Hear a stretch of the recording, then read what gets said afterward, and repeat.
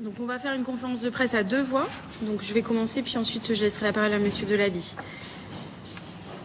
Donc le 8 juin 2023, vers 9h30, les services de police et de secours ont été requis pour une agression en cours sur le Paquet, qui est un vaste jardin public situé au centre-ville d'Annecy. L'enquête a permis d'établir la chronologie suivante des faits. Une première séquence sur une aire de jeu et à proximité immédiate, au cours de laquelle 5 victimes vont être blessées, 4 enfants et 1 adulte, tous blessés par arme blanche. Une mise en fuite du mis en cause grâce à l'intervention de plusieurs tiers à proximité immédiate de l'aire de jeu, suivie d'une dernière séquence avec une interpellation du mis en cause à 300 mètres de l'aire de jeu par 5 policiers. L'interpellation intervient alors que le mis en cause venait d'asséner plusieurs coups de couteau à un homme, qui est donc la 6e victime. C'est un coup de feu tiré par un policier présent qui a permis de stopper l'action du mis en cause et a permis son interpellation. La 6e victime, qui avait donc été blessée préalablement par arme blanche, a été touchée par un tir du policier. Le mis en cause a fortement résisté à son interpellation. Il y a donc à ce stade une scène unique avec un seul auteur et une seule arme. Sur le cadre procédural, donc dès l'information de la commission des faits, le parquet d'Annecy a ouvert une enquête de flagrance des chefs de tentative d'assassinat, qui est un crime puni de la réclusion criminelle à perpétuité. Et la direction centrale de la police judiciaire a été saisie de l'enquête. Le parquet d'Annecy s'est immédiatement déplacé sur les lieux et le mis en cause a été placé en garde à vue à 9h45. Sa garde à vue a fait l'objet d'une prolongation de 24 heures qui s'est déroulée hier. Le parquet d'Annecy, ce jour, a ouvert une information judiciaire des chefs de tentative d'assassinat et de rébellion avec armes. 2 juges d'instruction du tribunal judiciaire d'Annecy ont été co-saisis.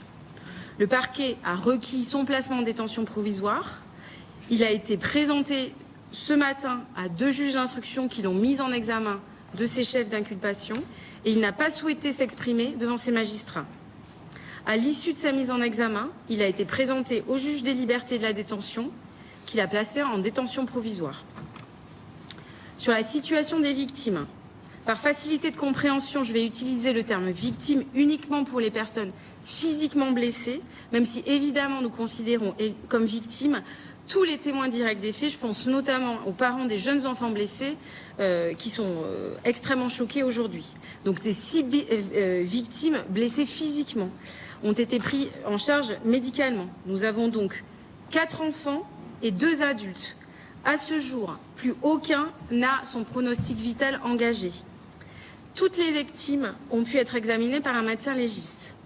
Sur les enfants, les 4 enfants sont encore à ce jour hospitalisés. Sur les 4 enfants, nous avons 2 enfants de nationalité française qui étaient au parc avec leur grand-mère. Ils sont originaires de Haute-Savoie. Ces 2 enfants, un est un jeune garçon né en février 2021 qui a eu initialement un pronostic vital engagé, qui a été victime de 2 coups de couteau avec des plaies notamment thoraciques et abdominales. Il a dû subir une intervention chirurgicale en urgence. Le 2e enfant est une petite fille née en août 2020 qui a eu également un pronostic vital engagé initialement avec notamment 3 plaies thoraciques. Elle a également subi une intervention chirurgicale en urgence. La 3e victime est une petite fille de nationalité britannique qui était née en mars 2020, qui était en vacances à Annecy avec ses parents. Elle était en urgence absolue au moment de l'intervention des secours, mais son pronostic vital n'était pas engagé. Elle a été victime d'un coup de couteau et elle devrait pouvoir sortir de l'hôpital dans les prochains jours. Il y a encore une petite fille, qui est la 4e victime mineure, qui est une petite fille de nationalité néerlandaise, née en août 2021, qui a été transférée à l'hôpital universitaire de Genève par les secours. Les parents qui sont présents avec leur enfant à l'hôpital n'ont pas encore pu être entendus par les enquêteurs. Cette petite fille était en urgence absolue, mais son pronostic vital n'a jamais été engagé en raison des soins immédiatement prodigués sur place. Une demande d'entraide pénale internationale a été adressée aux autorités suisses qui ont mandaté à notre demande un médecin légiste pour examiner cet enfant. Ce médecin légiste nous a indiqué, donc médecin légiste suisse, que cette petite fille a été victime de 3 plaies, mais aucune en zone vitale. Donc ça, c'est pour les 4 enfants. Il y a encore ensuite 2 adultes qui ont été blessés par arme blanche. Un adulte qui est un homme de nationalité française né en 1947 qui a été légèrement blessé avec une plaie au coude et qui a pu déjà regagner son domicile. Et nous en avons ensuite la 6e victime. C'est une victime qui a subi plusieurs plaies liées à des coups de couteau et une plaie liée à un tir par arme à feu. Le pronostic vital de cette victime a été engagé et a nécessité une intervention chirurgicale en urgence. À ce jour, son pronostic vital n'est plus engagé et il a pu être entendu par les enquêteurs. Ça, c'est sur la situation des victimes. Sur le déroulement de la garde à vue.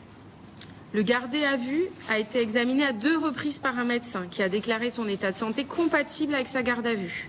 Des dépistages sanguins aux stupéfiants et à l'alcool ont été réalisés, ils se sont révélés négatifs. Il a fait l'objet, au cours de sa garde à vue, d'un examen par un médecin psychiatre qui a considéré que son état de santé était compatible avec une audition en garde à vue. Le médecin psychiatre a relevé l'absence d'éléments délirants francs. Toutefois, prématuré de porter une appréciation sur une éventuelle absence ou présence de pathologie psychiatrique à ce stade. Le gardé à vue a refusé de s'exprimer tout au long de sa garde à vue. Lors de son interpellation, il était porteur donc d'une arme de type couteau pliable qui était l'arme qui a servi à l'agression. Il avait sur lui 2 images chrétiennes, une croix autour de son cou, 480 € en espèces et un permis de conduire suédois. Sur les éléments de personnalité dont nous disposons à ce jour, le mis en examen est de nationalité syrienne, né en 1991. Il a déclaré au service administratif être entré en France le 26 octobre 2022.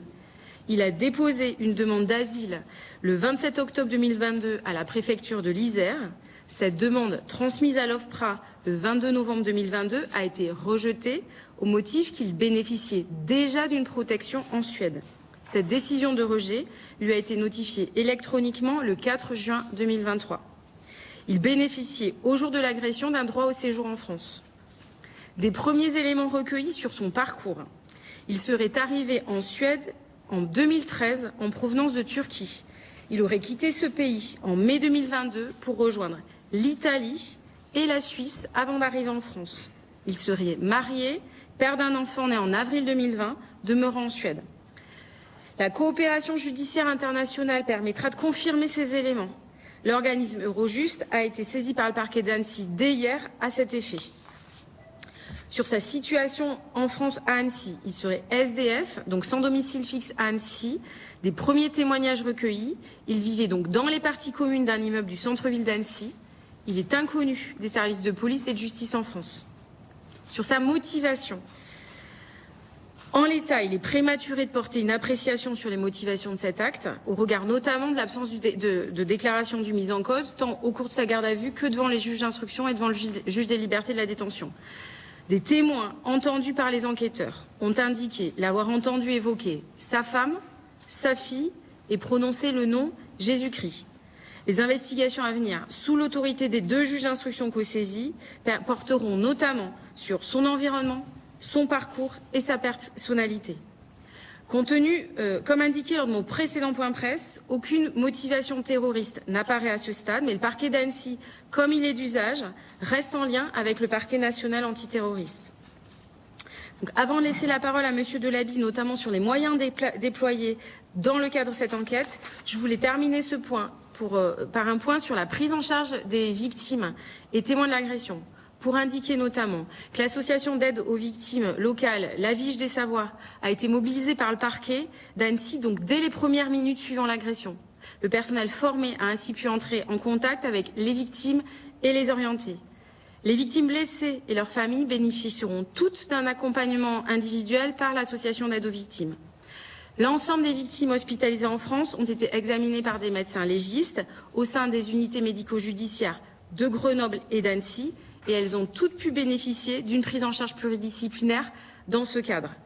L'ensemble des témoins directs, je pense notamment aux lycéens qui étaient présents à quelques mètres de la scène de crime, a pu, dans un lieu unique, donc au sein du conseil départemental, dans les locaux qui ont été mis à notre disposition, être entendus par les enquêteurs et bénéficier, à la suite de cette audition, d'une prise en charge psychologique. Cette prise en charge continue et continuera. Le préfet de l'Isère a d'ailleurs mobilisé l'association d'aide aux victimes de son département pour prendre en charge les familles des enfants hospitalisés à Grenoble. La Viche des Savoies invite, qui est l'association d'aide aux victimes locale, invite les témoins qui étaient à proximité de l'événement à les contacter. Je vais vous donner le numéro de téléphone pour un accompagnement juridique et psychologique. Donc le numéro à utiliser, je le remettrai, c'est le 04 50 52 90 75. Le parquet d'Annecy a été en lien avec les autorités consulaires pour les victimes étrangères et le barreau d'Annecy va mettre en place une permanence spécifique pour l'accompagnement des victimes en lien avec les associations d'aide aux victimes. Monsieur Dalaby, je vous laisse la parole.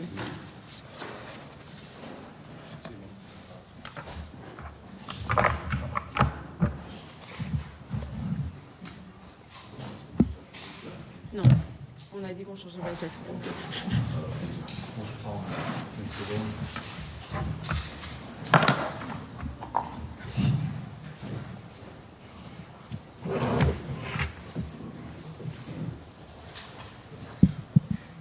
Du messianisme de mort, quoi.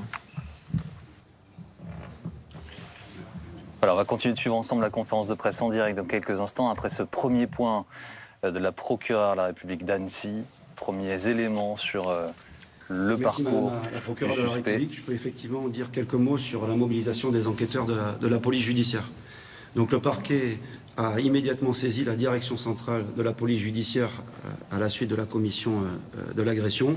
Et les enquêteurs de notre service de police judiciaire d'Annecy ont donc pu arriver immédiatement sur place, en tout cas dans un temps très proche de l'action, pour débuter les investigations. Au regard de l'ampleur de la scène de crime, du nombre de victimes et de la sensibilité du dossier, la décision a été prise au niveau zonal de dépêcher des renforts pour appuyer nos collègues locaux d'Annecy. Ainsi sont arrivés sur place très rapidement des enquêteurs de Chambéry puis de Lyon. On peut dire que 1h30 environ après les faits, nous étions une cinquantaine d'enquêteurs de la police judiciaire sud-est sur place pour développer les investigations, à la fois sur la scène de crime, au niveau de l'aire de jeu et sur le parcours de l'agresseur jusqu'à son lieu d'interpellation, mais des investigations également développées autour du mis en cause. Sur décision du directeur central de la police judiciaire à la mi-journée, des renforts nationaux ont été mobilisés.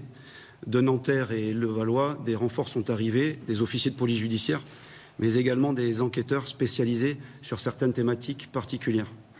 Ainsi, en milieu de journée avant-hier, une centaine d'enquêteurs de la police judiciaire étaient dédiés à cette enquête. Au-delà de la mobilisation en nombre et en effectif, nous avons également déployé des enquêteurs spécialisés pour diligenter des investigations dans le temps de la flagrance et de manière complète. Sur la scène de crime d'abord, les policiers scientifiques d'Annecy, de Lyon, mais également du service national de la police scientifique d'Écully ont été dépêchés pour traiter la zone des agressions et pour récupérer, avec la rigueur qui s'impose, les éléments et les traces et indices nécessaires pour développer l'enquête judiciaire. Concernant le recueil des témoignages, a été armée à Nanterre la plateforme Pharos, qui est constituée généralement d'une dizaine d'enquêteurs destinés à recueillir l'ensemble des témoignages et des renseignements pouvant et permettant d'orienter utilement l'enquête. Ainsi, en moins de 48 heures, c'est plus d'une centaine d'auditions que nous avons effectuées et qui ont permis de nourrir la procédure judiciaire. En termes de spécialisation, je ne peux que mentionner également le travail qui a été fait au niveau de la cyber, du numérique. D'ailleurs, de manière générale, dans nos dossiers, et notamment dans les plus importants, nous développons de plus en plus cet aspect de lutte contre le cybercrime et de recherche dans le cyberespace. Ainsi, les investigations ont été diligentées immédiatement dans la journée des faits, à la fois en source ouverte, en OSINT, mais aussi sur le Darknet, pour évaluer l'activité du mis en cause, de notre garde à vue, sur les réseaux sociaux et dans le cyberespace.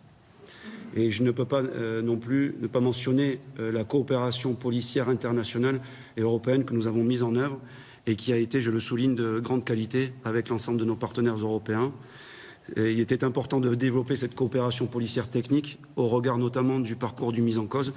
Comme vous l'avez dit, Madame la procureure de la République, Ce mis en cause était parti de Syrie, par la Turquie, arrivé en Suède, où il s'était installé pendant plusieurs années, et ensuite avait repris son parcours au sein des pays de l'Union européenne et de l'espace Schengen, par l'Italie, la Suisse, avant d'arriver sur notre territoire. Il était donc nécessaire de développer cette coopération policière pour en savoir plus sur son parcours. Voilà pour les moyens que je voulais vous donner, les moyens de la police judiciaire qui ont été mis en œuvre dans ce dossier. Nous avons agi en 48 heures dans le cadre de la flagrance et nous allons maintenant, la direction centrale de la police judiciaire va maintenant être saisie des suites de l'enquête sous l'autorité des magistrats instructeurs qui ont mis en examen le gardé à vue ce matin. Il est évident que les moyens que nous avons déployés, les moyens importants que nous avons déployés dans le cadre de la flagrance vont continuer à être mis en œuvre sous l'égide des magistrats instructeurs pour développer les investigations et essayer de comprendre notamment, mais ce n'est pas le seul axe de travail, mais essayer de comprendre notamment les motivations, les mobiles du mis en examen suite à cet acte odieux. Voilà ce que je pouvais vous dire sur les moyens mobilisés par la police judiciaire. Et avant de clôturer cette conférence de presse, je me rapproche. Je tenais à saluer les citoyens qui, par leur action, ont préservé des vies humaines. Bien évidemment, l'engagement des services de secours, dont vous l'avez compris, et l'action a été déterminante pour la préservation des vies humaines. Et la réactivité des services de la sécurité publique d'Annecy qui ont permis, par leur intervention, de faire cesser l'action criminelle. Et je voulais également remercier la PJ, dont les enquêteurs, en moins de 48 heures, ont réalisé un nombre extrêmement conséquent, donc qui a pu être développé, des investigations. Voilà, je vous remercie. Je vous remercie.